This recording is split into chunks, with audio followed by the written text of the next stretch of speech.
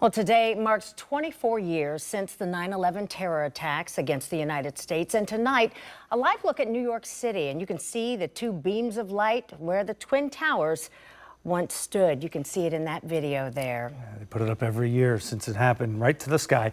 Events were held all across Ohio to honor the nearly 3,000 lives lost in the attacks. In Ross County, many of their fire departments and law enforcement agencies gathered to have a remembrance ceremony. 10 TV's Carly Dion shares how they remember and are passing it down to the next generation.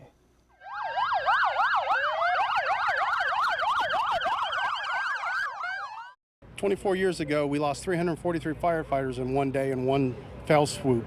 Thousands of lives lost, hundreds of them first responders who rushed into the Twin Towers on a mission to save lives, not knowing if they'd make it out. For us, a lot of this is that remembrance of people willing to sacrifice for someone they don't know. Here in Ross County, it's remembrance of their fellow firefighters, EMTs, and police officers who made the ultimate sacrifice. It's a message now being taught to the next generations and the significance of holding these events each year. This isn't fear. This is, us coming together as a community and trying our best to make sure that we remember everybody and all their sacrifices that they made.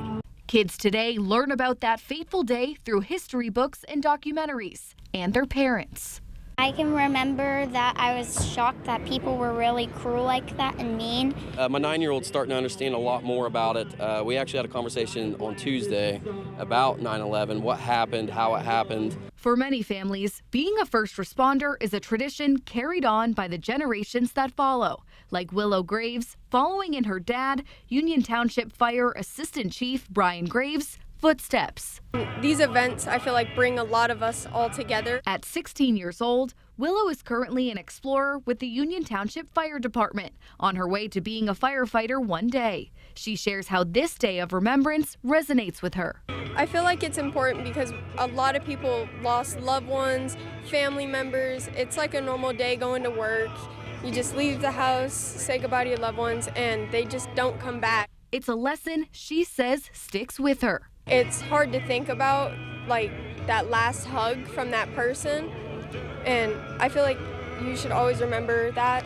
As they remember, they unite together as a county, with others willing to do the same if duty called.